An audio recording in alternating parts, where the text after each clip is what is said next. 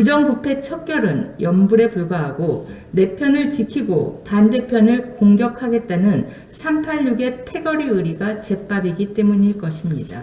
고위공직자의 부패와 범죄를 처벌하기 위하여 공수처 설립이 필요하다며 4+1이라는 꼼수 협의체를 만들어 공수처법의 체계 적합성도, 수사 효율성도, 독립성과 중립성도 제대로 검토하지 않고 강행 처리한 문재인 대통령과 여당이 실제 연불에는 관심이 없고 제밥에만 관심이 있었음을 보여주는 내부 고발자 위협 행태가 연일 계속되고 있습니다.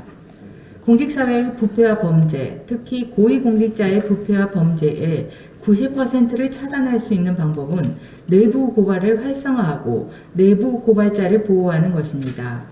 그래서 문재인 대통령은 나라를 나라답게란 제목의 문재인 대선 후보 100대 공약집에 내부 고발자 등 공익신고자에 대한 보호 강화를 약속하였고, 문 대통령이 당선된 직후 인수위격인 국정기획자문위원회는 공익신고자 보호 강화 방안을 발표하며 양심 호루라기를 분 분들이 더 이상 눈물 흘리지 않게 하겠다고 다짐하였습니다.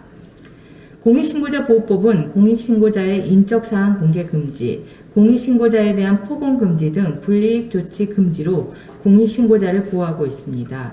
그런데 더불어민주당 황희 의원은 추미애 법무부 장관의 아들 군복무 시절 규정에 어긋난 병가 처리 의혹을 제기한 당직 사병의 실명을 공개하며 철부지 불장난, 온 산을 태워먹었다, 단독범, 철저한 수사, 공범 세력도 철저히 규명을 운운하며 공익신고자 보호 규정을 잘근잘근 짓밟고 있습니다. 공익신고자들 사이에 제보는 짧고 고통은 길다는 말로 공익신고 후 불이익 처우에 대해 설명하는 말이 있습니다. 그런데 추미애 법무부 장관은 아들 서모 씨의 군복무 당시 부대 배치 청탁 의혹을 제기한 전직 대령과 방송사 등을 명예훼손 혐의로 고발하며 제보의 고통이 길다는 것을 느끼도록 몸소 실천하고 있습니다. 추미애 법무부 장관과 황희 의원의 내부 고발자에 대한 이런 태도가 놀랍지는 않습니다. 2018년 말 신재민 전 기획재정부 사무관이 청와대가 기재부의 적자 국채 발행을 압박했다고 폭로하자 민주당에서는 꼴뚜기가 뛰니 망둥이도 뛴다고 조롱하며 응분의 책임이 뒤따를 것이라고 기나긴 고통을 예고하였습니다. 실제 기획재정부는 신 전 사무관을 고발하였습니다.